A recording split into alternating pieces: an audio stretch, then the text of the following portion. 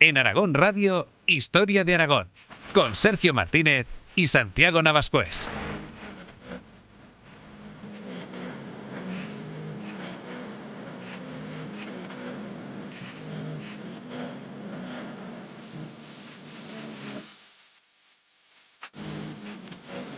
En la plena y la baja Edad Media, la lucha por controlar las lucrativas rutas comerciales del Mediterráneo fue encarnizada, lo que provocó innumerables guerras, mortales enemigos, pero también sólidas alianzas.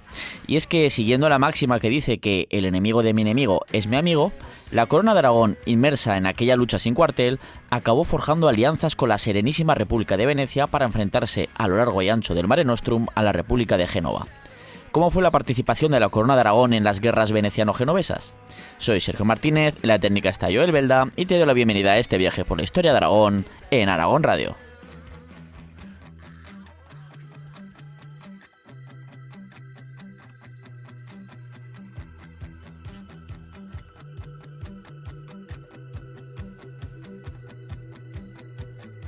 When I was young, I was reckless,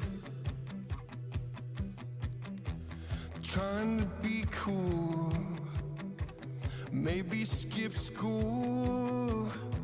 And I got older, a little more helpless, binging and drinking, foolish and tenacious. I guess I'm not cool, but I could kill to feel what you feel, a piece of your serenity, a cure for my instabilities. I could kill to feel what you feel. Volvemos a la Edad Media para hablar de una serie de conflictos, ¿no? Nos referimos a aquellos que son clave para comprender las luchas de poder entre las varias potencias que estuvieron volcadas en el Mare Nostrum y que se desarrollaron con el fin de controlar las rutas comerciales del Mediterráneo, de las que solemos hablar muchas veces en este programa. Desde luego hubo diferentes potencias comerciales y navales a lo largo de los siglos que conforman la plena Edad Media, que va desde el siglo X hasta el XIII, y la baja Edad Media entre los XIV y XV, ¿no? Los siglos XIV y XV.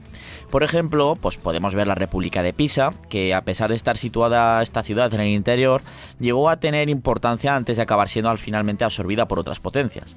También podemos mencionar la República de Ragusa, que sería la actual ciudad de Dubrovnik, en Croacia, así como los intereses del Imperio Romano de Oriente, también conocido por la historiografía como Imperio Bizantino, o por supuesto también Francia en la zona. Esas solo por mencionar algunas potencias marítimas o comerciales, pero cuando se habla de comercio en el Mediterráneo en la Edad Media, seguramente se nos vengan a la cabeza dos casos muy famosos: las repúblicas comerciales de Venecia y de Génova. Ambas fueron las dos grandes competidoras, y en esas luchas también acabó implicada una Corona de Aragón que, especialmente a partir del segundo tercio del siglo XIII, basaría cada vez más su poder y riqueza en el mar y el comercio, lo que la llevó, por supuesto, a enfrentarse o aliarse con las mencionadas potencias. Así que, como siempre, para hablar de este interesantísimo tema y para hacer este viaje por el tiempo y el Mediterráneo, me acompaña el doctor en Historia, Santiago Navascués. Bienvenido, Santiago. Hola a todos, queridos oyentes. Vaya pedazo de tema, ¿no? O sea, marítimo, ahora que se acerca el buen tiempo y esas cosas, ¿no? La verdad, el buen tiempo cuando lo estamos grabando el programa, que igual sí. alguien está escuchando este podcast en mitad de una ventolera tremenda en pleno invierno o a saber dónde, ¿no? Ya sabes, ¿no? Que, cuando nuestros oyentes escuchan nuestros podcasts. ¿Y desde dónde? Porque a veces esto no lo mencionamos, pero nosotros que vamos haciendo seguimientos de las descargas, es que, por ejemplo, en iVoox que podemos mirar, es que nos escuchan desde buena parte casi desde todos los continentes. Pocas, o sea, no es que sea una barbaridad, porque la mayoría son evidentemente de Aragón o de España, pero tenemos escuchas de países muy curiosos, que incluso están ahora mismo en invierno, cuando estamos aquí casi entrando en el verano. La verdad es que estos temas así marítimos, ¿no? Navales, hablar de piratería, de guerra naval, a mí me gusta. A mí me gusta. Es que eres un pirata. Eres un pirata. Un corsario, ¿no? Bueno. Pues sí, la verdad es que no es la primera vez que te vamos a hablar de estos temas navales, ¿no? Hemos dedicado en otras ocasiones episodios a lo largo de las 5 temporadas que llevamos ya, como ya sabéis. Pero bueno, es algo que sí que nos gustaba, queríamos tratar desde hace tiempo, estas relaciones pues con otras potencias y sobre todo con esas repúblicas de San Marcos, como se le denomina también, que es esa república de Venecia, o también como en esa república, podríamos decir, de San Jorge, porque de hecho es hasta el símbolo, la cruz de San Jorge, que fue la la República Genovesa, ¿no?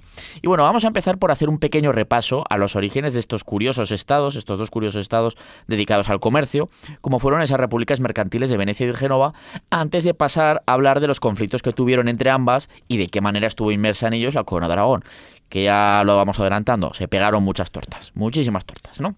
Así que bueno, si te parece, Santiago, vamos a empezar por la Serenísima República de Venecia. Siempre me ha hecho mucha gracia este título de Serenísima, que también tenía Génova, ¿no? O sea, se suele aplicar más a la de Venecia, pero también la tenía la República Genovesa. Serenísima República de Venecia, una ciudad que evidentemente sigue atesorando en sus calles, canales y edificios, pues ese espíritu de lo que llegó a ser incluso pues un imperio territorial que llegó a crear por buena parte del Mediterráneo, ¿no? Llegando a dominar esa región continental del norte de la actual Italia del Véneto, ¿no? Con ciudades importantes como por ejemplo la cercana Padua, pero también buena parte de las costas del mar Adriático, los Balcanes, diferentes posiciones en la Grecia continental, sobre todo en el sur, en la zona del Peloponeso, así como islas enormes como son Creta, Chipre y en fin, diferentes lugares también en el mar Egeo. Una ciudad singular por su ubicación, lo que la hizo a la vez volcarse hacia el mar, ¿no? El comercio, así como que fuera prácticamente inexpugnable durante siglos hasta ante los ejércitos enemigos, por esa situación en esa laguna, ¿no? Y separada del continente, que hacía que, como controlaba el mar, pues fuera muy difícil someterla por la fuerza de las armas a la ciudad directamente de Venecia. Sí, porque, a ver, solo se le podía entrar en Venecia por mar, ¿no? Tenía una flota impresionante, de las mejores del mundo, Claro. y encima, bueno, por los canales que hay en Venecia y demás, es una laguna que ellos se conocían los tramos que Navegables. tenían navegables, ¿no? Con profundidad suficiente como para que pudieran pasar por allí los barcos, pero claro, el enemigo eso no lo conocía sabía tanto. entonces Claro. no se podía adentrar ahí el enemigo sin que encallaran sus barcos. Era como un secreto de Estado, ¿no? De hecho, la República de Venecia no fue sometida hasta 1797, que fue con Napoleón Bonaparte. Era complicadísimo. Claro, pero ya porque ya llevaba una larga decadencia, que no vamos a entrar ahí, pero sí que vamos a hablar un poquito de los orígenes de esta ciudad, igual que de Génova, pues para saber de dónde viene su poder, por qué se vuelcan al mar, ¿no? Y bueno, ¿cuáles son los orígenes de la República de Veneciana, Santiago? Y de la ciudad de Venecia. Pues se considera que tiene su origen en la antigüedad tardía, ¿no? Y en los estertores del Imperio Romano de Occidente, situándose su creación en la década del 420. Venecia surgió pues inicialmente de forma muy humilde, en una zona lacustre, dada la inseguridad de la región ante el pillaje, el bandolerismo y sobre todo las cada vez más frecuentes invasiones de lo que los romanos llamaban pues por los bárbaros, siendo en esa época los hunos y los lombardos los más peligrosos, que habían destruido la ciudad de Aquileia, capital de la región. Sí, y ¿no? así que deciden protegerse en esa laguna y ahí empiezan Claro, pero a que- vivir de aquellas maneras, ¿no? Claro, por lo que estaba comentando yo, ¿no? Porque en esa laguna pues solo se podía ir por mar, bueno, había que conocerse los sitios por donde se podía navegar, etcétera. Bueno, era complicado, ¿no? Entonces, bueno, a partir de unas modestísimas construcciones en mitad de la laguna que les daba protección, pues la ciudad de Venecia fue evolucionando a lo largo de los siglos, quedando desde el primer tercio del siglo VI bajo el dominio bizantino, gracias a las conquistas impulsadas por el emperador Justiniano I y logradas gracias a su gran general Belisario, que llegó a someter buena parte de la península itálica. Es lo que hemos hablado alguna vez, la Renovatio Imperi, ¿no? Que es intento Claro. de Justiniano, emperador romano de Oriente, o bizantino, como se le llama según la historiografía de este imperio, ¿no? Mucho más de forma posterior, pues de intentar recuperar lo que fue en su totalidad el imperio romano, totalmente, ¿no? Del Mediterráneo, que consigue pues, diferentes territorios, incluso llega a la península ibérica, ¿no? A las Baleares, al sur de la península. No completó todo porque se acabaron las perras, había muchos problemas y tal, pero Italia, buena parte de Italia sí que la recupera y entre otros territorios el propio lugar donde estaba Venecia, claro, donde se estaba creando ya desde hacía tiempo Venecia. Sí, a ver, para aclarar un poco, en la antigüedad tardía acabó habiendo dos imperios, el Imperio Romano de Occidente y el Imperio Romano de Oriente. El Imperio Romano de Occidente es el que cayó, el Imperio Romano de Oriente sobrevivió, que también se le conoce como Imperio Bizantino, e intentó, pues lo que dice Sergio, pues recuperar el antiguo Imperio Romano y meterse en Occidente y conquistar lo que antes había formado parte del Imperio Romano de Occidente. Bueno, el caso es que en el siglo VI, durante el reinado del emperador Justiniano I, se recupera el control de parte de esa zona, incluyendo Venecia. ¿Qué pasa Sí. en los siglos siguientes con ese dominio bizantino, podríamos llamarlo, de esta ciudad del Véneto? Bueno, pues que con el paso de los siglos, la lejanía de Venecia con respecto a Constantinopla, actual Estambul, que era la capital del Imperio Romano de Oriente, pues bueno, pues esa lejanía hizo que esa ciudad de Venecia pues comenzara a pilotar pues cada vez más sola mientras que esa situación geoestratégica pues le fue dando pues poco a poco el control de buena parte del comercio con Oriente. Esto, claro, es una evolución a lo largo de varios siglos, evidentemente, Sí. no es algo que en pocos años, ni muchísimo menos. Sí, los emperadores bizantinos, pues que cada vez tenían menos influencia en tierras itálicas e incluso en buena parte de los Balcanes, pues empezaron a reconocer a los ducs de Venecia desde al menos el año 727, aunque teóricamente Venecia pues seguía manteniéndose bajo la soberanía bizantina. Que estos dux serían los que luego se conoce como el dogo, ¿no? Que luego hablaremos Exacto. un poquito de cómo se elegía, más o menos, y todo eso. Y bueno, o sea, de momento ya hacia el siglo VIII, que estamos ya casi a mediados del siglo VIII, como has comentado, Santiago, Venecia ya empieza, pues ya hace tiempo que ya va a lo suyo, pero todavía los gobernantes venecianos, esa aristocracia véneta, digamos que todavía supuestamente, bueno, aunque no hacen ni caso al emperador de Bizancio o de Constantinopla, pero supuestamente todavía siguen bajo su soberanía, ¿no? Ese es el resumen, hasta mediados del siglo VIII. Eso es, efectivamente. Esta situación pues se mantiene hasta el siglo IX, cuando ya los emperadores de Constantinopla pues reconocían de facto pues la total independencia de una Venecia que pronto comenzó su expansión, no solo comercial, sino también territorial, y que en el año 1100 pues ya era una potencia clave del Mediterráneo, un estatus pues que mantuvo durante casi 5 siglos más, viviendo su apogeo y edad dorada pues entre los siglos XIII y XV.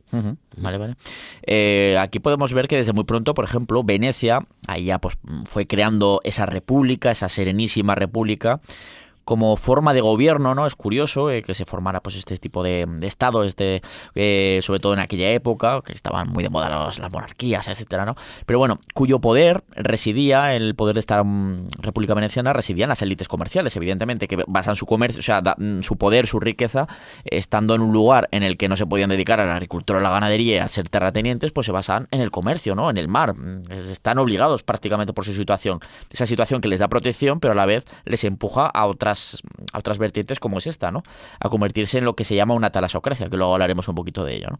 Pues claro, aquí pues crean estas élites aristocráticas, comerciales, crean un sistema con varios consejos de gobierno que se dedicaban a los diferentes aspectos gubernamentales, ¿no? Pues a la política exterior, a la economía, a no sé qué, a la política interna. Diferentes consejos que evidentemente formaban solo parte de ellos los ricos. Evidentemente, ¿no? Y aquí es cuando fue creando, como os mencioné antes, esa figura del dux o el dogo, una especie de jefe de estado que recordemos que era electivo, ¿no? También es verdad que la forma de elegirlo fue evolucionando a lo largo de los siglos. Inicialmente se elegía por sorteo, literalmente, pero eso sí, entre los miembros más poderosos de la aristocracia, y luego ya se empezó a hacer por un sistema que era una especie de mezcla entre el sorteo, entre esas élites, entre esos pocos que serían unas cuantas decenas tenían que ser hombres primero, y entre esas decenas, quizás poco más de familias poderosas, pues entre el sorteo y la elección, ¿no? Por un periodo de gobierno. Y bueno, desde luego era una forma compleja de elegir, ¿no? Los mandatos del Lux, ¿verdad? Sí, a ver, como primera figura del patriarcado, del patriciado veneciano, ¿no? Pero bueno, pues estaba ideado pues para que ninguna de las grandes familias pues pudiera llegar a sentarse en el poder de forma indefinida. Claro, de ahí estaba un poquito para que no estuviera establecida una especie de monarquía, quizás hereditaria. Claro, se llegó a establecer, ¿no? Pues esa especie de sorteo entre grandes familias combinado con un sistema electivo, ¿no? Sí. Entonces, bueno, una vez presentada la evolución de Venecia, que ya podemos decir que fue la tradicional aliada de la corona de Aragón en el Mediterráneo, pues vamos a presentar a la enemiga común tanto de los venecianos como de la Casa de Aragón, que era otra Serenísima República. La de Génova. Claro, la Serenísima República de Génova. Exactamente, que estaría al otro lado de ese norte italiano, ¿no? En la costa de Liguria. Así es. Y es que, pues, Génova no estaba en una laguna, pero también su zona geográfica en la que se asienta, pues, acabará, pues, evidentemente, pues, condicionando mucho su evolución histórica y el que se dedicará al mar, ¿no? Y a ese comercio, porque Génova es una ciudad costera, como todos sabemos, rodeada, eso sí, de una zona montañosa, con poco territorio para poder dedicar a esa agricultura, a esa ganadería, lo que hizo que, evidentemente, su economía, ya desde la antigüedad, pues estuviera siempre muy volcada hacia el mar, hacia la pesca o ya, pues, hacia el comercio, ¿no? Y bueno, pues a finales del siglo V después de Cristo fue diluyéndose el poder del Imperio Romano de Occidente, que hemos mencionado antes, ¿no? Que hay que recordar que se pone como fecha final de la antigüedad y de ese Imperio Romano de Occidente ese año 476 famoso, ¿no? Cuando es derrocado derrocado el considerado último emperador romano de Occidente, llamado Rómulo Augustulo, que era un crío de 13 años, ¿no?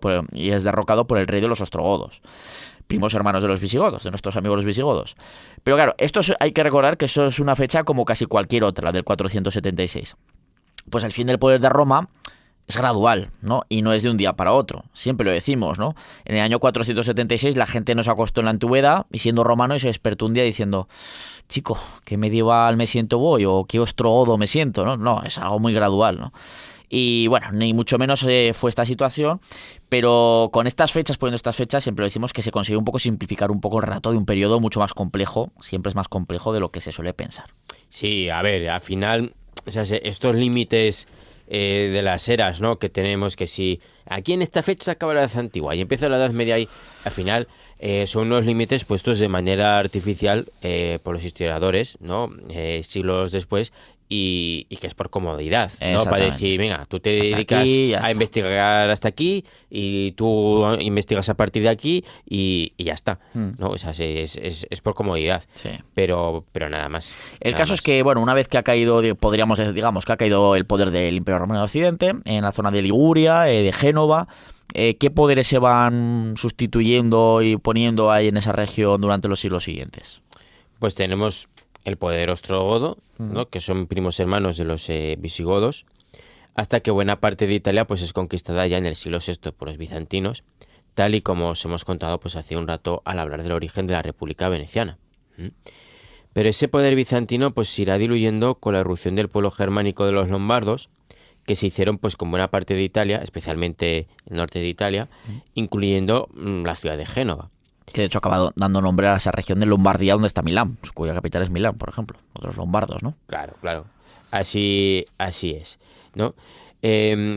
Más tarde, pues lo que pasa es que, bueno, más tarde, bueno, pues en el último tercio del siglo VIII y comienzos del IX, pues el poder del Imperio Carolingio llegó hasta esa región de Liguria, donde se asienta Génova, y es de hecho, y para ponernos en situación temporal, la misma época en la que Carlomagno pues crea los diferentes condados de la marca hispánica, entre los que se encuentran los de Aragón, Sobrarbe y Ribagorza. Y ahí está, hasta llega ese imperio carolingio de los francos, ¿no? Hasta el norte de Italia, y por supuesto Génova queda sometida pues a ese poder carolingio en ese tiempo, ¿no? A finales del siglo VIII y comienzos del IX, como has dicho. Eso es. Pero a lo largo del siglo IX el poder carolingio pues se fue disolviendo y Génova fue quedando cada vez más desprotegida. Por ejemplo, en el año 935 sabemos que fue atacada y saqueada por una flota islámica proveniente del norte de África, volviendo a sufrir la región, al igual que las islas de Córcega y Cerdeña, ataques esporádicos hasta el siglo siguiente. Sí.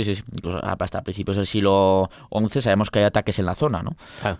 Así pues, Génova pues acaba conformándose como una república propia a inicios del siglo XI como respuesta a esos ataques islámicos. Y también un poco al fin del poder carolingio, digamos, claro, ¿no? La disgregación de ese imperio carolingio. Eso es, y fruto de una autodefensa, ¿no? Ya que hay nuevos ataques islámicos en la zona, especialmente contra la ciudad de Pisa, Córcega y Cerdeña, entre los años 1004 y 1015, pues nace esa potentísima, serenísima república de Génova, ¿no? Que de hecho, además, cuidado con estos años, 1004, 1015, ataques islámicos a la zona de Pisa, etcétera, desde el norte de África o de otros dos lugares que también pues ponían peligro para el comercio, ¿no?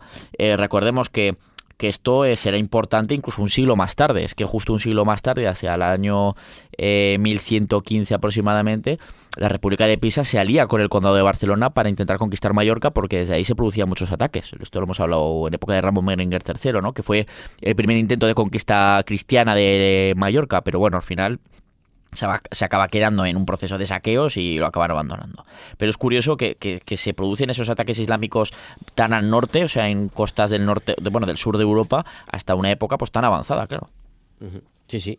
Y entonces, bueno, pues de aquí pues se convirtieron en una importante potencia que fue acrecentando su influencia y dominio territorial tanto en la región de Liguria como en las islas del mar Tirreno, donde trató pues de ejercer su hegemonía naval, como también en Oriente. O sea, los países que se queda ahí por tierras italianas o cerca de Italia ya está, porque Génova pues tuvo una muy activa participación en la primera cruzada desarrollada desde el año 1095 y que finalizó con la conquista de Tierra Santa y de la propia Jerusalén en el año 1099. Sí, es que desde que se convierte en una especie de república ya independiente al principios del siglo XI, como has comentado, es que en apenas un siglo la República de Génova adquiere un poder enorme, o sea, se convierte en una de las grandes potencias navales y mercantiles del Mediterráneo, ¿no? Y desde luego superará con creces, por ejemplo, la que lleva la fama siempre es la de Venecia. Claro, por la ciudad, por lo bonita que es, porque es un destino turístico actualmente, pero y tuvo mucho poder.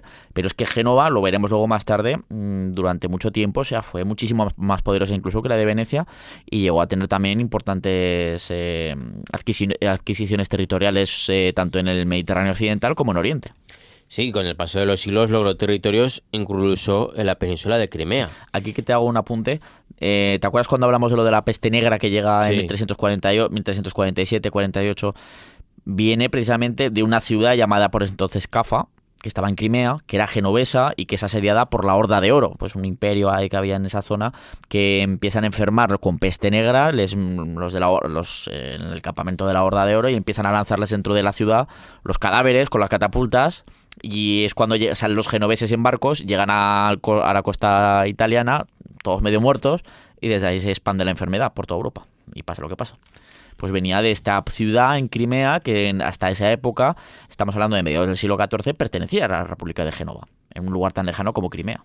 Sí, y poco a poco, bueno, pues esta república, ¿no?, de Génova, pues consiguió ejercer un tremendo control sobre el comercio naval en el norte de África, especialmente en el Sultanato de Egipto, en la ciudad siria de Antioquía y por supuesto en el Imperio Bizantino, especialmente pues cuando este entra en una lenta pero profunda decadencia a partir del siglo XIII con las consecuencias de la Cuarta Cruzada. De la cual luego hablaremos un ratillo porque es importante para esta historia de los enfrentamientos Venecia, Génova y estar por ahí por medio, pues ahí la Corona de Aragón en plan, hola, ¿qué tal? Estoy por aquí, ¿no? Sí, y por seguir hablando de Constantinopla, ¿no?, pues al otro lado del Cuerno de Oro, es decir, su gran puerto, el gran puerto natural de Constantinopla, pues se acabó creando todo un barrio independiente que en la práctica pues era otra ciudad distinta, Sí. conocido como el barrio de Pera, culminado por la Torre de Gálata, que todavía hoy vigila la zona, y eso era de los genoveses. Todo el que haya estado en Estambul, haya visitado una vez, sabe perfectamente de lo que hablamos. Pues ese era un barrio bastante importante, que ya más que barrios, que era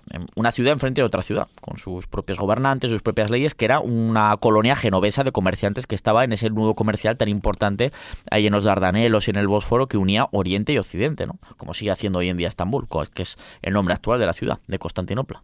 Uh-huh. Y con todo ese poder, pues ambas repúblicas comerciales, pues Venecia y Génova pues acabarían por ser casi siempre grandes y mortales competidoras, sobre todo en lo que es la zona oriental del Mediterráneo. Y en ese peligroso juego pues acabó entrando también la Corona de Aragón, especialmente a partir del primer tercio del siglo XIII, cuando pues esta se lanza definitivamente hacia el Mediterráneo. Claro, o sea, si Génova chocaba con Venecia por sus pretensiones en el Mediterráneo oriental y con la Corona de Aragón por las pretensiones de la Corona de Aragón en el Mediterráneo occidental. Pero también en Oriente, porque territoriales de la Corona de Aragón es en Occidente, pero comerciales es en Oriente, como todos, que es donde estaban las grandes ciudades portuarias y comerciales, donde venía todo ese comercio oriental, pues Alejandría, Antioquía y Constantinopla, que al final, efectivamente, pues, ahora lo iremos desgranando un poquito más. Efectivamente. El caso es que la Casa de Aragón también buscará tener su cuota de poder y de comercio en el Mediterráneo, como decíamos, basando buena parte de sus ingresos, influencia y poder en lo naval y lo comercial. Y es aquí donde tendrá un papel fundamental en las guerras veneciano-genovesas.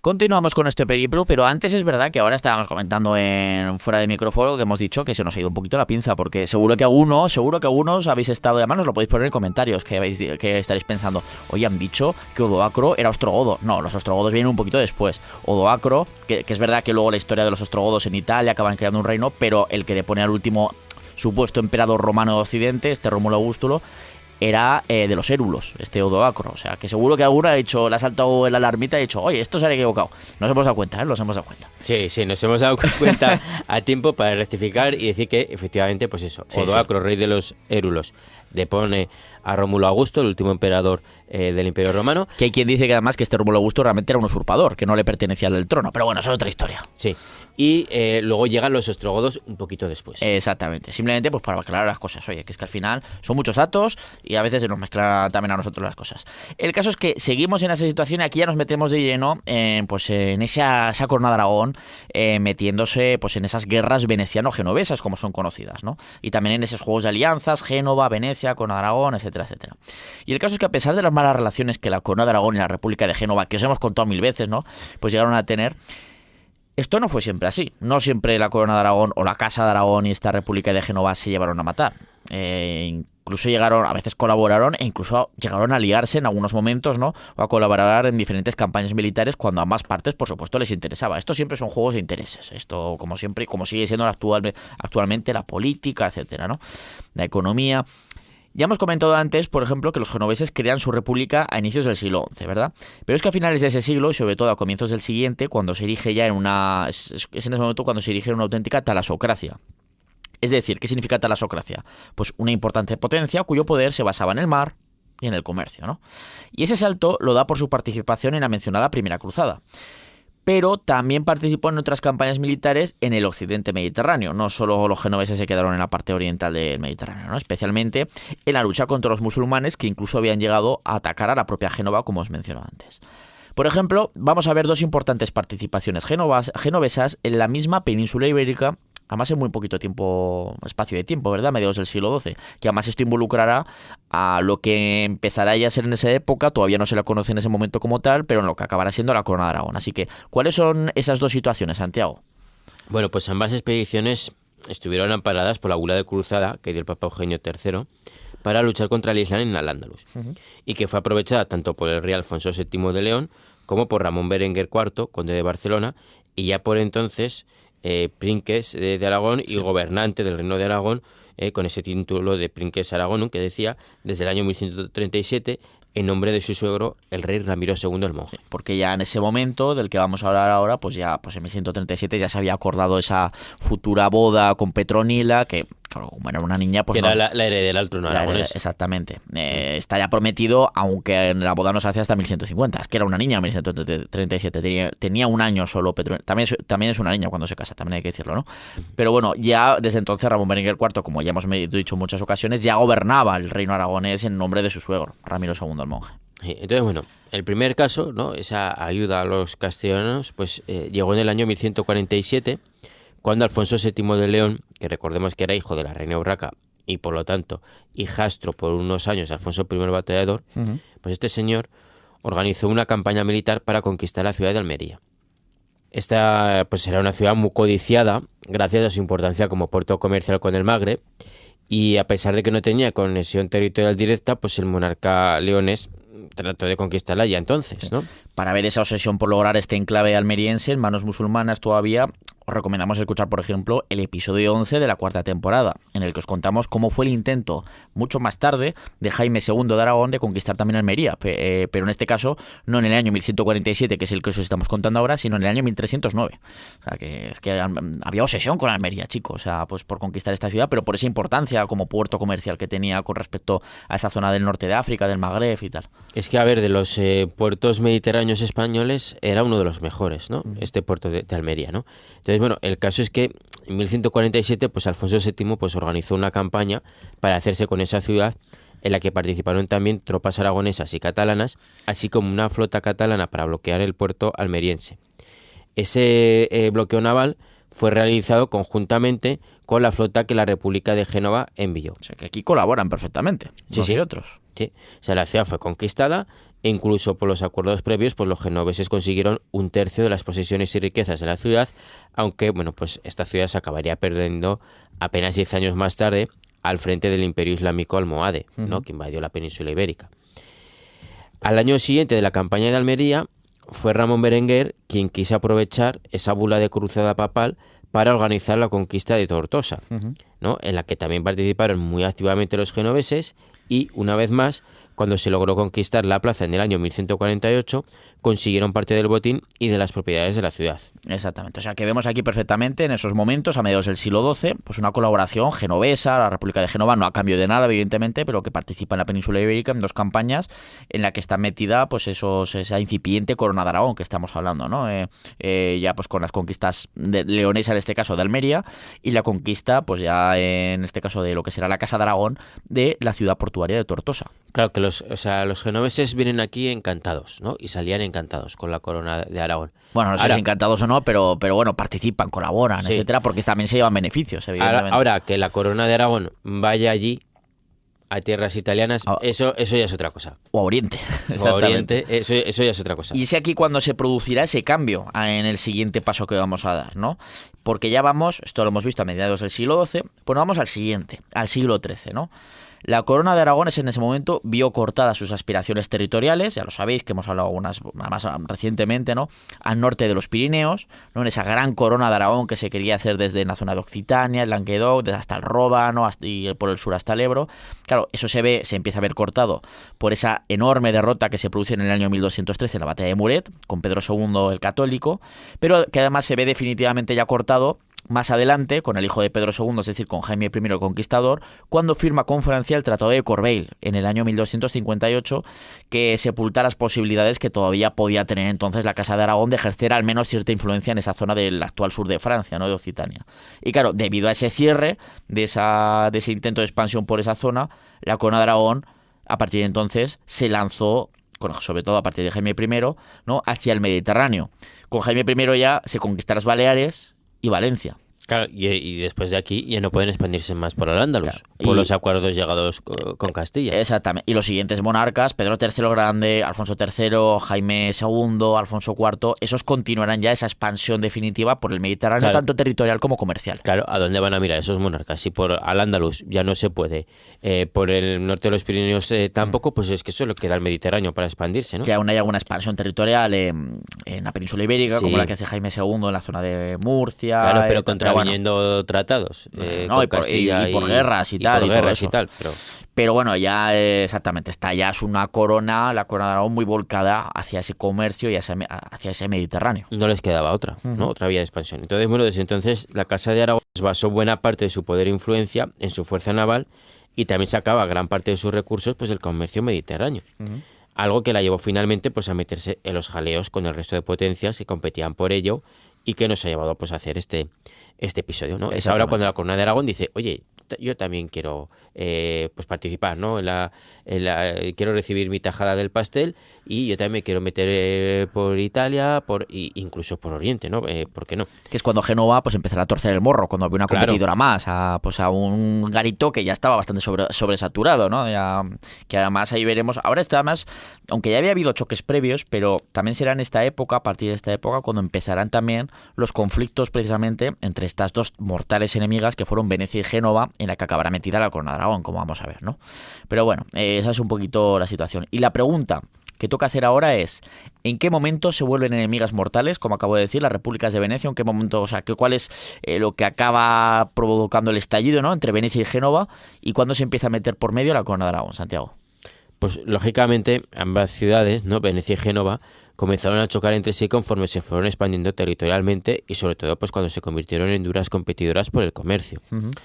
El Mediterráneo volvía a ser esa gran autopista desde la cual pues se movía el comercio de numerosos artículos, siendo especialmente lucrativos los que llegaban desde Oriente a través de rutas como la de la seda y que eran distribuidos por toda la cuenca del Mediterráneo desde los grandes nudos comerciales de Oriente como Constantinopla, Alejandría o Antioquía. Pero el momento clave se produce con la Cuarta Cruzada, desarrollada entre los años 1198 y 1204, y que supuestamente tenía como objetivo volver a conquistar los santos lugares, pues a esas alturas se habían perdido. Pero al final, los cruzados, que eran católicos, acabaron atacando al Imperio Bizantino, que aunque era cristiano eran de religión ortodoxa y por tanto no seguían al Papado de Roma, sino que tenían su propio patriarca. Sí. Dijeron, es que Jerusalén nos queda un poco lejos, vamos a aprovechar. Acabaron haciendo una maniobra de rata peluda, los cruzados en esa cuarta cruzada. Exacto, sí.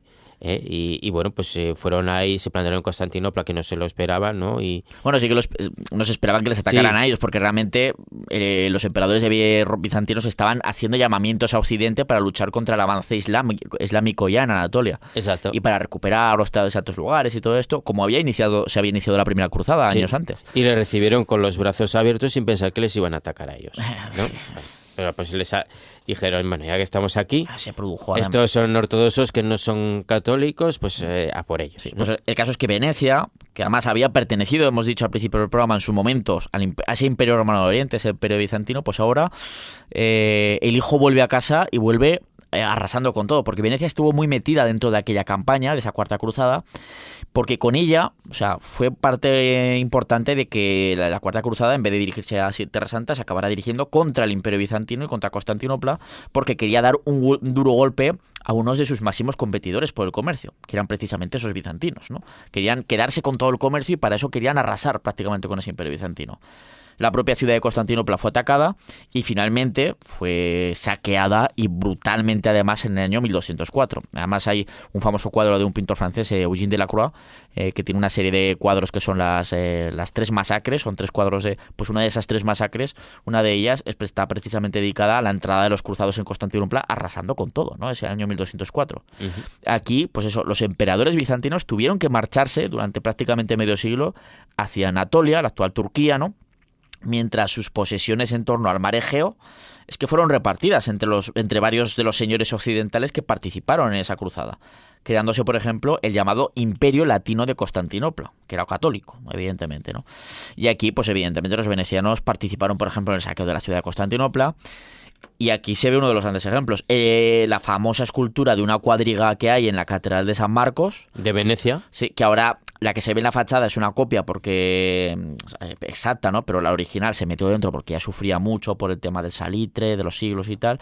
Es que es un trofeo de guerra que cogieron los venecianos en Constantinopla, que fue sacada del circo máximo de carreras de la gran capital bizantina. O sea, que ahí arramplaron con todo lo que pudieron. Sí, al final, pues, bueno, décadas más tarde, los emperadores bizantinos lograron restituir su poder en Constantinopla, pero su poder, pues, nunca volvió a ser el mismo y el Imperio Romano de Oriente, pues, jamás se recuperó de ese brutal golpe. Mientras, pues, los venecianos habían aprovechado para intentar controlar el comercio de la zona, comenzando sus enfrentamientos con los genoveses, iniciándose pues, las llamadas guerras veneciano-genovesas, acabando pues Venecia pues metida en alguna de esas guerras veneciano-genovesas la corona de Aragón. Claro, ¿no? Con ese golpe que había dado Venecia en Oriente, pues es que Génova se queda como ahí... pierde parte de su cuota de comercio, sobre todo pierde parte de su presencia con respecto a los venecianos, que lo aumentan mucho, ¿no? Y esto es lo que provocará esos enfrentamientos entre ambas repúblicas. Y bueno, pues ahí empiezan ya, a partir de ese siglo XIII, una vez que se ha producido pues esa Cuarta Cruzada, empiezan a producirse las primeras guerras, ¿no? Esas guerras veneciano-genovesas, como comentábamos. Y sí. El primer conflicto a gran escala entre Génova y Venecia, aunque eso no significa que no hubieran chocado ya antes, porque se producen, pero el primer conflicto importante viene ya a partir de los años 1256 y 1270, precisamente por el control de ese comercio que venimos hablando en Oriente durante la llamada Guerra de San Sabás, y en la que la corona de Aragón tuvo ya una tímida participación, aunque en esta ocasión en favor de los genoveses, curiosamente. Luego cambiarán las tornas, empezará la corona de Aragón a aliarse con Venecia, ¿no? ¿Cuál es el siguiente conflicto que estalla entre genoveses y venecianos, Santiago? La guerra de Curzola, ¿no? Entre los años 1294 y 1299, justo en el momento en que la corona de Aragón se lanza definitivamente hacia el Mediterráneo con la guerra de las vísperas sicilianas y la conquista de Sicilia desde 1282, en tiempos de Pedro III el Grande. Claro, y por eso es por lo que hasta poco antes la corona de Aragón todavía se había podido aliar con Génova, pero una vez que ya la corona de Aragón se está expandiendo hacia tierras itálicas y hacia Oriente cada vez más, es cuando se cambiarán los bandos, ¿no? Es en ese momento. Claro. Es en este conflicto, ¿no? En el que la gran compañía almogávar se distingue, ¿no? En esa guerra de las vísperas sicilianas, ¿no? Por el control de la península itálica. Pero al llegar a la paz definitiva a partir de 1302, pues esta gran compañía almogávar se convierte pues en un auténtico problema. Porque claro, son gentes dedicadas a las armas en tiempos de paz. Mercenarios en tiempos de paz, fatal. Eso es. Entonces, bueno, pues por ello, pues Jaime II de Aragón, que tenía muy buenas relaciones con Bizancio, negocia el que esa compañía comandada por Roger de Flor fuera contratada por los bizantinos para que fueran su fuerza de choque frente al avance en Anatolia de los turcos otomanos, ¿no? O sea, iban al servicio de ese imperio bizantino restablecido, ¿no? Sí, que ya había recuperado Constantinopla, pero que había perdido mucho territorio ya por culpa de la Cuarta Cruzada, por el avance otomano, y claro, pues al final la situación era la que era, evidentemente, y ahí ya sus propias fuerzas no eran capaces tampoco de... Y cada vez era más habitual que acudieran a la contratación de compañías de mercenarios, y aquí es donde aparecen esos famosos almogávares y donde serán famosos. Sí. Y ese fue el inicio de la expedición almogávar en Oriente, ¿no? O sea, llegando a Constantinopla en el año 1303. Bueno, pues las fuentes bizantinas dicen que, estando en la ciudad, aquellos soldados mercenarios, ¿no?, almogávares, aniquilaron a cientos de genoveses, lo que nos indica que para entonces las relaciones entre la Corona de Aragón y la República de Génova pues no eran ya especialmente buenas, sino todo lo contrario. Sí. Esto me acuerdo, esto creo que fue las celebraciones de la boda de Roger de Flor, que dentro de las negociaciones para su contratación pues se había acordado su boda con una princesa de la familia imperial, ¿no?, bizantina. Sí. Y en las celebraciones pues parece ser que los almogávares y los genoveses se miraron mal y los almogávares al final pues acabaron. Claro, las fuentes nos hablan de incluso 3.000 genoveses muertos. A mí me parece una exageración. Me parece muy exagerado, sí. Pero vamos, tortas hubo. Y esto, lo que acabas de decir perfectamente, es que esto es clave. Porque aquí ya sí que se ve, desde luego, que para que ocurra esto, es que no se pegan de tortas con los venecianos o con quien fuera. No, con los genoveses. Por lo tanto, esto ya significa que la Casa de Aragón, la Corona de Aragón y Génova son enemigos mortales ya en ese momento. No sabemos exactamente desde cuándo, pero seguramente desde esa irrupción, a partir de 1282, con la conquista de Sicilia y de las vísperas sicilianas, de la corona aragonesa, cada vez más en tierras itálicas y en ese comercio también, en esos circuitos comerciales mediterráneos. Claro, la situación empeoró sobre todo a partir de la década de 1320, porque aquí la paz con Francia y el papado, que puso fin a la guerra de las vísperas sicilianas, tenía como contrapartida que Roma pues dio a la Casa de Aragón el derecho a conquistar las islas de Córcega y Cerdeña. Que esto ya fue el acabose para Génova. Claro. Fue Jaime II en sus últimos años de reinado quien impulsó la conquista de Cerdeña entre 1323 y 1326, lo que hizo que la Corona de Aragón pues chocara ya a partir de entonces frontalmente con el poder de Génova. Desde entonces, los genoveses apoyaron siempre que pudieron, ya fuera con dinero o con armas, las constantes revueltas de los sardos, además de oponerse a cualquier intento de conquistar o aumentar la influencia de la Corona de Aragón en Córcega, como cuando en 1420 pues Alfonso V el Magnánimo intentó conquistar la isla, fracasando en el intento. Que es cuando se marcha ya después a intentar hacerse con el trono de Nápoles, que mencionamos de hecho hace poco, cuando hablamos del reinado de Alfonso V, que le dedicamos hace muy poquito 2 episodios enteros, ¿no? Pero es que aquí se ve, por ejemplo, de que esos genoveses, claro, serán impulsores de esas constantes rebeliones de Cerdeña que fueron un quebradero de cabeza durante un siglo para la Corona de Aragón. Sí, debido... Si por ejemplo, siempre que hables de un reinado a partir de Jaime II, pues todos los reinados, cuando hablas de ese reinado de cualquier sea, con algunos más y con otros menos, pero siempre vamos a mencionar, pues en este año hubo una rebelión en Cerdeña. ¿Y quiénes estaban siempre detrás? Los genoveses. Los genoveses haciendo las puñetas, ¿no? Sí. Debido a esa conquista de Cerdeña, pues y a los constantes ataques genoveses, pues en el año 1330 estalló un conflicto conocido como la Guerra Arago-Genovesa, que se alargó hasta 1336, ya durante el reinado de Alfonso IV el Benigno, sí, ¿no? El sucesor de Jaime II. Eso es.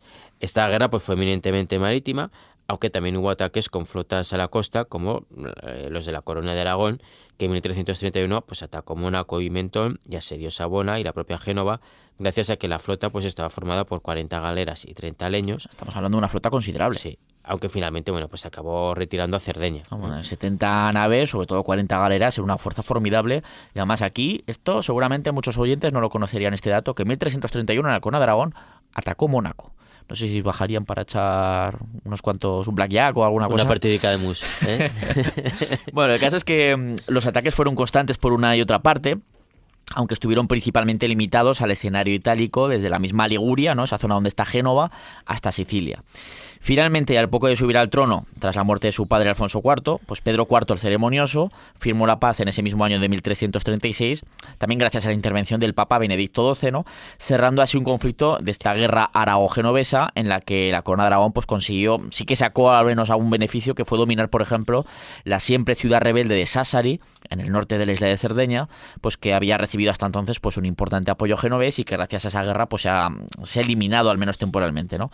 Pero aún así, no os penséis que esto ya allí fue un remanso de paz, porque la guerra no tardó mucho tiempo en volver, ya que en el año 1350 estalló un nuevo conflicto, en este caso entre Génova y Venecia.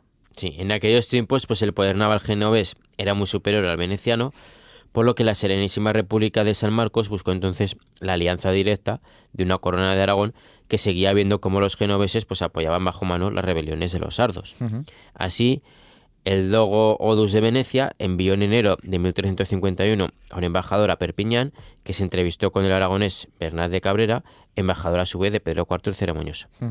Entonces, ¿qué es lo que acordaron? Pues ambas partes acordaron una alianza entre la corona de Aragón y Venecia para al menos 4 años, comprometiéndose a armar de forma conjunta una importante armada de guerra. Una flota importante, ¿no? Para atacar a los genoveses. Claro.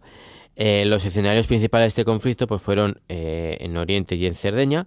En agosto de 1351, Pedro IV pues escribe al dogo Andrea Dándolo que la flota de la Casa de Aragón, formada por 30 galeras, estaba ya de camino a Sicilia para utilizar el puerto de Mesina como base principal. Sí, en plan, nosotros ya estamos preparados. Sí. Nos ha costado un poco, nos ha costado unos cuantos meses preparar todo esto, pero ya mandó la flota para allá. 30 galeras, pero estamos hablando de una flota muy importante para ser el Mediterráneo, ¿no? Desde Mesina, en Sicilia. No, o sea, bueno, viene desde la corona de Aragón y desde ahí le escribe diciendo, oye, que ya ha salido, que van hacia Mesina, que va a ser la base principal en esta Eso ciudad es. en Sicilia, que será la base principal.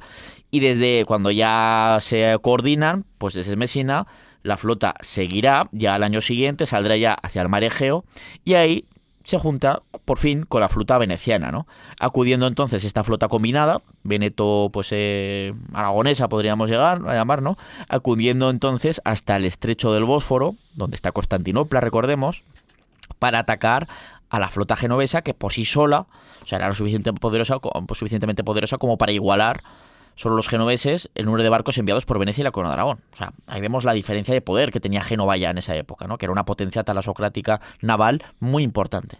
Sí, digamos que Venecia y la corona de Aragón necesitan aliarse para pues contrarrestar a Génova, que está sola, ¿no?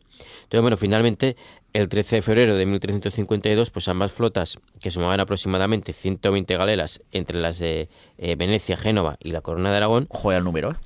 pues se enfrentaron en el estrecho del Bósforo, no muy lejos de Constantinopla. Las bajas pues fueron importantes en ambos bandos, pero la flota de la Casa de Aragón sufrió en especial, por lo que los aliados pues acaban retirándose, mientras Pedro IV pues escribió a los venecianos para anunciarles que se llevaba su flota de nuevo a Cerdeña, ya que le habían llegado noticias de que los astilleros de Génova pues estaban armando 10 nuevas galeras. Claro, dice, os envío casi todo mi poder naval y ahora como sigamos aquí nos van a atacar y me van a atacar mis costas, ¿no? Y no las puedo proteger.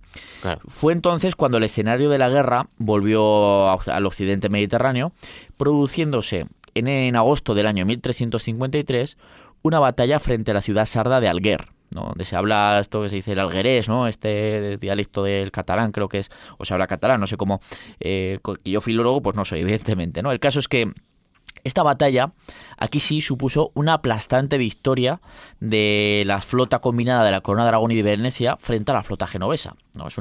En esta batalla, de hecho, además, estuvo al mando de las naves de la corona de Aragón ese aragonés que hemos mencionado hace un momento, que has mencionado tú, Santiago, Bernat de Cabrera, ¿no? Que había sido embajador frente al embajador veneciano en Perpiñán pues 2 años antes, en 1351, pues ahora estaba como almirante de la flota de la corona de Aragón. Y bueno, hasta tal punto llegó la debacle que Génova, después de esta derrota, tuvo que buscar desesperadamente el apoyo económico del cercano duque de Milán, que en esa época era Giovanni Visconti, para poder armar una nueva flota urgentemente, porque es que había perdido prácticamente toda su fuerza naval. Pero cuando ya todo parecía que iba a desembocar en una gran victoria de esta alianza veneto-aragonesa, en 1354, al año siguiente de esta gran victoria, pues aquí los venecianos la lían. porque aquí el almirante genovés Paganino Doria cogió por sorpresa a la flota veneciana que había fondeado en una bahía del sur del Peloponeso, en Grecia, y ¿qué hace? Pues capturar a toda la flota veneciana. Esto es un desastre total para la República de Venecia. Claro, porque pierde todos sus barcos que los gana Génova. Claro, no es que se quede sin barcos, pero desde luego esa flota la pierde entera. Sí, claro, sí. es un golpe brutal. Entonces, bueno, pues Venecia pues quedó totalmente agotada, por lo que buscó la paz con Génova, mientras esta y la Corona de Aragón pues siguieron con una especie de guerra fría con pequeños ataques. De hecho, fue el ataque por parte de una flota de la Casa de Aragón en las aguas del puerto de Sanlúcar de Barrameda, en Cádiz, a unos barcos de Piacenza, aliada de Génova, lo que provocó el estallido en 1356 de la Guerra de los Dos Pedros entre Aragón y Castilla. Ahí vemos otra vez ese conflicto continuo entre la Corona de Aragón y Génova, en este caso a través de una aliada, esta Piacenza, que provocó una guerra, una de las guerras más importantes del siglo XIV, esa Guerra de los Dos Pedros, que hemos mencionado un montón de veces. Claro, el rey castellano dice, vale, que no habéis atacado una nave castellana, habéis atacado una nave de Piacenza, aliada de Génova. Pero en un puerto mío. Lo habéis hecho en un puerto mío. Están protegidas por mí, están en aguas de un puerto mío. O sea, ¿Qué pintáis aquí? Al final era la excusa porque si no hubieran querido entrar en guerra no hubieran entrado. Se habría hecho, pero llevaban años buscándose. Llevaban años buscándose, ¿no? Sí.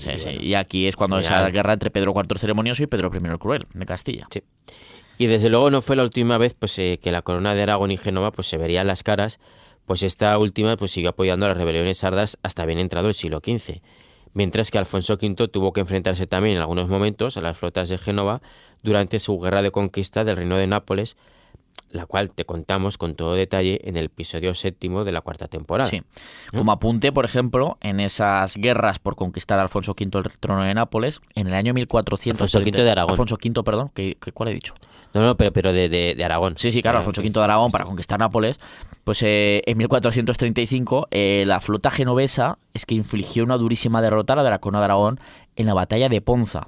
Llegando incluso, que esta la hemos mencionado alguna vez, llegando incluso los genoveses a capturar en la batalla de Ponza al mismísimo rey Alfonso V el Magnánimo de Aragón y también a sus hermanos, los infantes de Aragón, que hemos mencionado también en otras ocasiones. Juan, el futuro Juan II, y también el infante Enrique, en lo que probablemente fue la peor derrota de toda la historia naval de la Casa de Aragón. Desde luego que sí. Y así fueron las luchas de poder en el Mediterráneo con Génova y Venecia y esa tradicional alianza de la Corona de Aragón con la República Veneciana, la República de San Marcos, que desde luego ha tenido mucho bacalao que cortar, como hemos visto, pero que son parte fundamental de la historia medieval del Mediterráneo y sobre todo de la Corona de Aragón en este caso, y también de esas repúblicas italianas que hemos estado viendo. Así que bueno, hasta aquí llega este tema. Santiago, nada, me queda ya, como siempre te digo, pues nos vamos a echar un algo nosotros y ya pues nos volvemos a ver aquí para seguir hablando de la historia de Aragón en el siguiente episodio del programa. Hasta la próxima. ¿Te interesa la historia? Recupera este y todos los programas en Aragón Radio Podcast.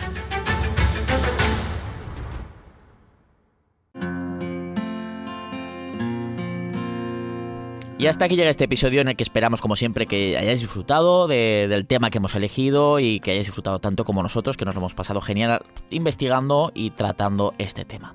Ya sabéis que si os perdéis algún episodio lo podéis escuchar siempre que queráis en Aragón Radio y que todos los sábados tenéis un nuevo episodio, ¿no? Ya sabéis, los sábados a las 3 de la tarde en la FM de Aragón Radio y si no, en podcast, pues lo podéis escuchar siempre que queráis en aragonradio.es, en Aragón Cultura, en historiaaragón.com, en iVoox, en Spotify, en Apple Podcast y también en el canal Historia de Aragón en YouTube.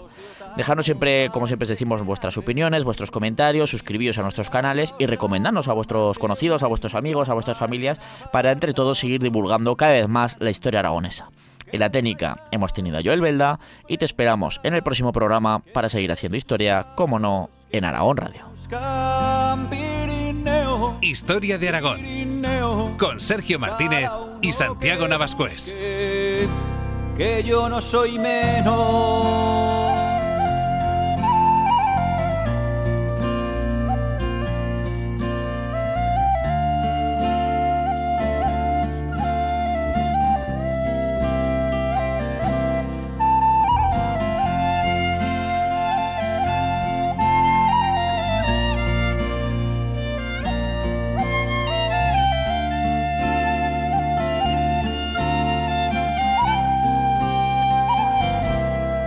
Contar a chicos, escuchar a viejos, antiguas batallas de caballeros, tallar en piedra la vida de tantos hombres y mujeres que por ti pasaron, verchesos en Oza, plantar batalla, en sótanos la foz, la cabaña, jugar con la vida y ganarse el pan, hacer contrabando por la de Roldán.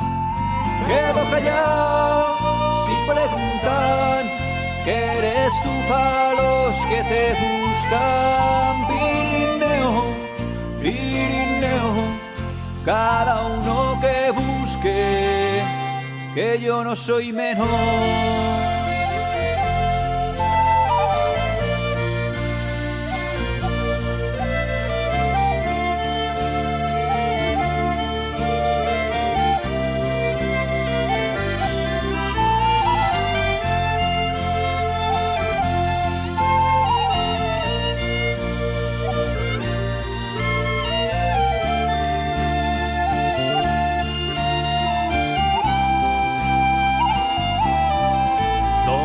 Castillo y Peñaforca, o al gigante de la Ribagorza, pasar Bachimaña cara al infierno, besar la gran facha en pleno invierno, ver Mondarruego remontar el Ara, soltar ganao pasao ver Natuara, salir de Broto en julio a la fin, saludar amigos en Gavarní.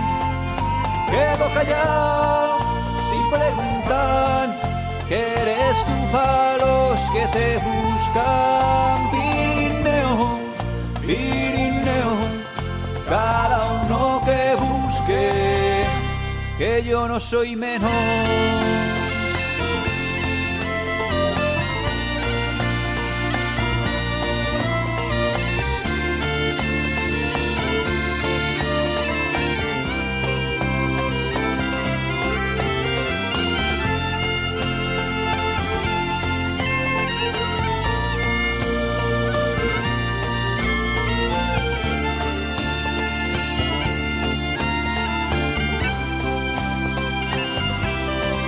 Sonar cañones para San Antón, quedar con las brujas en el turbón, enseñar secretos a compaire, solo dejar pasar a un tal Lucien Briel, dejar libros por ayudar a padre, marchar de casa por nacer tarde, volver al tiempo al mismo lugar.